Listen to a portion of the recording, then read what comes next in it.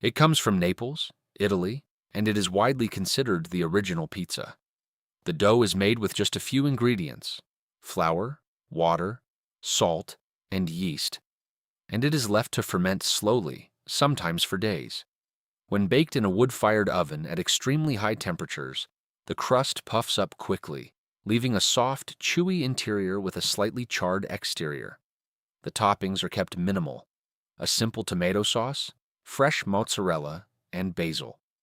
There are strict traditional guidelines around how it should be made, and in Italy, those guidelines are taken seriously.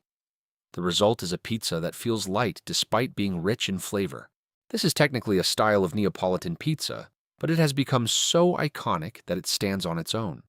The story goes that in 1889, a pizza maker in Naples prepared 3 pizzas for Queen Margherita of Savoy. The one she preferred was topped with tomato, mozzarella, and basil, the colors of the Italian flag. That pizza took her name and never lost it. Today, a true margherita is judged by the quality of its 3 ingredients more than anything else. There is nowhere to hide a weak tomato sauce or a rubbery cheese. Simplicity is the point, and when it is done well, nothing else is needed. It grew out of Italian immigrant communities in the early 20th century, and it quickly became something entirely its own. The slices are large and wide. The crust is thin but sturdy enough to fold in half lengthwise without falling apart, which is exactly how most New Yorkers eat it. The dough has a slight chew, the sauce is cooked and well seasoned, and the cheese is low-moisture mozzarella that melts evenly across the whole surface. It is sold by the slice from shops that keep your pies warm under heat lamps, and eating it while walking is considered completely normal. The tap water in New York is often credited, somewhat romantically, for the distinctive texture of the dough. Where most pizzas are built thin and eaten quickly, Chicago deep dish takes a different approach entirely. The dough is pressed into a deep round pan and pushed up along the sides, creating a thick, buttery crust that holds a substantial amount of filling. The cheese goes in first, directly on the dough, followed by toppings, and then the tomato sauce is spooned on top. That layering is intentional. It prevents the sauce from making the dough soggy during the long baking time. A deep dish pizza can take 45 minutes or more to bake properly. The result is closer to a savory pie than what most people picture when they think of pizza. But for those who love it, that is exactly the appeal.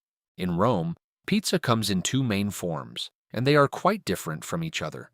The first is pizza al taglio, meaning pizza by the cut, which is baked in large rectangular trays and sold in portions by weight. The dough is thick, light, and full of air bubbles, with a satisfying crunch when fresh. The toppings vary widely and change throughout the day. The second is pizza Romana in round form, which has a notably thin and crispy crust, thinner than Neapolitan and with far less char. Both versions reflect Rome's preference for directness. The toppings are generous, the flavors are clear, and there is no fussiness in presentation. Roman pizza is designed to be eaten without ceremony. In the United States, Greek-style pizza developed within Greek-owned pizzerias, particularly in New England, and it became its own distinct category over time. The dough is softer and oilier than most other American styles, pressed into a well-oiled pan that gives the bottom a slightly fried quality. The crust has a uniform thickness with a tender, almost pillowy texture. The sauce tends to be on the sweeter and more heavily seasoned side, and the cheese is applied generously. It is a style that prioritizes comfort and consistency over craft or novelty, and it has a devoted following in the regions where it became established.